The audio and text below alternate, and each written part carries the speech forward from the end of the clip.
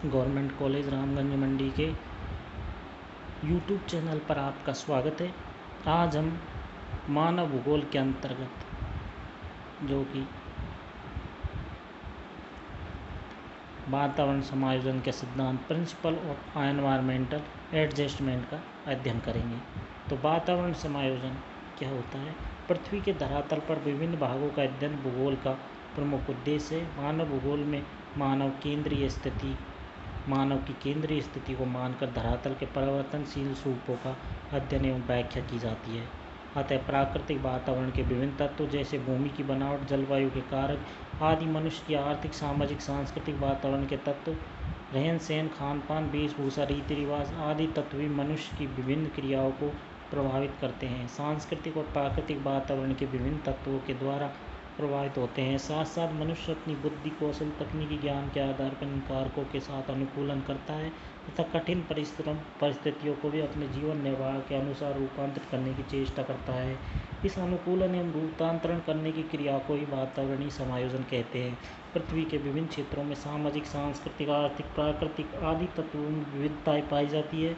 एक प्रदेश से दूसरे प्रदेश या क्षेत्र में जाने पर मनुष्य को विभिन्नताओं का सामना करना पड़ता है, जिसके कारण उसे अपने जीवन निर्वाह हेतु वातावरण के साथ समायोजन करना पड़ता है। अतः इस सिद्धांत को क्षेत्रीय विभेदीकरण या क्षेत्रीय विविधता का सिद्धांत भी कहते हैं। पृथ्वी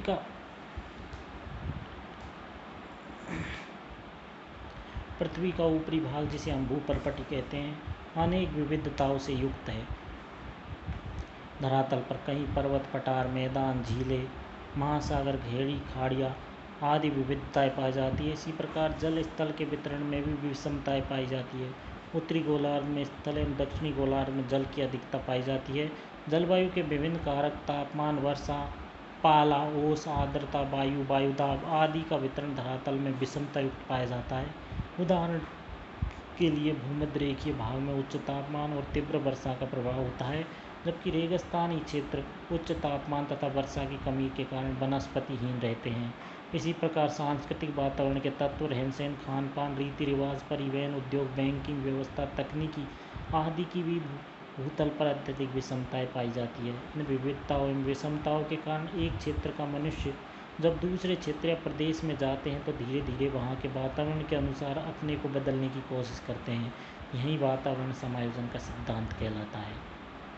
वातावरण के साथ समायोजन करने के लिए मनुष्य को दो क्रियाओं का अनुसरण करना पड़ता है। पहला है अनुकूलन और दूसरा है रूपांतरण या परिवर्तन। पहला है एडेप्टेशन और मॉडिफिकेशन।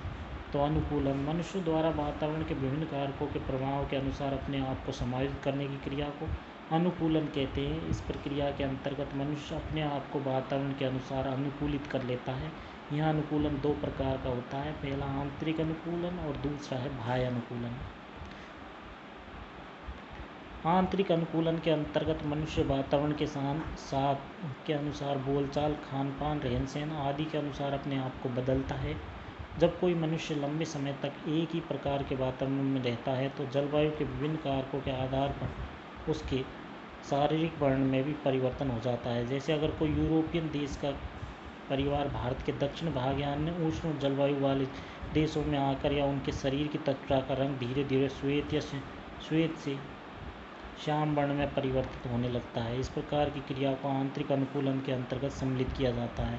यह ऐच्छिक तथा अनैच्छिक दो प्रकार का होता है। एक यूरोपियन परिवार जब केरल में जाकर बसेगा तो उन्हें प्रतिदिन की आवश्यकता की वस्तुएं खरीदने बाजार जाना होगा, क्योंकि ये मलयाली भाषा नहीं जानते, अतः उन्हें मलयाली भाषा सीखनी होगी। इसके अतिरिक्त वहाँ की संस्कृति, रहन सहन या खान पान के बारे में जानकारी लेनी होगी।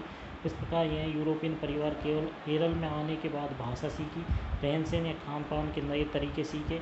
उनका यह कार्य ऐच्छिक आंतरिक अनुकूलन कहलाता है। जब यह परिवार लंबे समय तक यहाँ रहेगा तो आने वाली पीढ़ियों की त्वचा में कुछ श्याम वर्ण के कण बन जाते हैं। मलयाली समाज के रहन सहन, वेशभूषा को अपनाने पर बाह्य अनुकूलन कहलाता है। मनुष्य द्वारा दूसरे क्षेत्र में जाकर बसने पर वहाँ की वेशभूषा के अनुसार अपनी वेशभूषा भी बदल लेता है। यह मनुष्य का बाह्य अनुकूलन कहलाता है। रूपांतरण या परिवर्तन, प्राकृतिक वातावरण के विभिन्न कारकों की कठोरता से बचने के लिए मनुष्य जो कृत्रिम उपाय अपनाता है उन्हें रूपांतरण कहते हैं। जैसे शीतोष्ण जलवायु के देशों में निवास करने वाले मनुष्य उस जलवायु वाले देशों में आते हैं जो वातावरण को अपने अनुकूल करने के लिए प्रशीतक या वातानुकूलित कमरों एवं गर्मियों से बचने के लिए छतों का प्रयोग करते हैं। ये प्रक्रिया वातावरण का रूपांतरण या परिवर्तन क्रिया कहलाती है। अतः इन्हें अनुकूलन एवं रूपांतरण में सम्मिलित क्रियाओं का वातावरणीय समायोजन कहते हैं। वातावरण समायोजन में सार्वभौमिक समानता नहीं होती वरन स्थानिक भिन्नताएं मिलती है, जिसे समायोजन या प्रादेशिक पक्ष भी कहते हैं। इसके स्थानिक तथा विभिन्नता के मुख्य कारक धरातलीय उच्चावच जलवायु के अनुसार क्रियाशील मानव समूह, टुंड्रा प्रदेश की शीत जलवायु में रहने वाले लोग, हाल समूह के वस्त्र पहनते हैं, जबकि भूमध्यरेखीय कांगो बेसिन की पिग्मी जनजातियां अर्धनग्न अवस्था में रहते हैं। ऐसे विश्व स्तर पर होने के साथ साथ प्रादेशिक स्तर पर भी मिलती हैं। उदाहरणतः भारत के उत्तर में स्थित जम्मू कश्मीर और हिमाचल प्रदेश में ग्रीष्म काल में लोग ऊनी कपड़े पहनते हैं, जबकि दक्षिण भारत में भीषण गर्मी पड़ती है। वातावरणीय समायोजन के दूसरे पक्ष में मानव समुदाय द्वारा वातावरण परिवर्तन करने संबंधी क्रियाओं को सम्मिलित करते हैं। शीतकाल में यूरोप तथा उत्तरी अमेरिका में लोग मकानों को गर्म रखते हैं। उष्ण प्रदेशों में मकानों की बनावट इस प्रकार की होती है उनमें धूल प्रवेश न हो सके। लोगों ने पर्वतीय क्षेत्रों में सीढ़ीदार कृषि विकसित कर ली है। स्विट्जरलैंड तथा फ्रांस जाने के लिए इटली में आल्प्स में सुरंग बना ली है। इस प्रकार पृथ्वी पर समायोजन के विभिन्न स्थानिक भिन्नताएं मिलती है।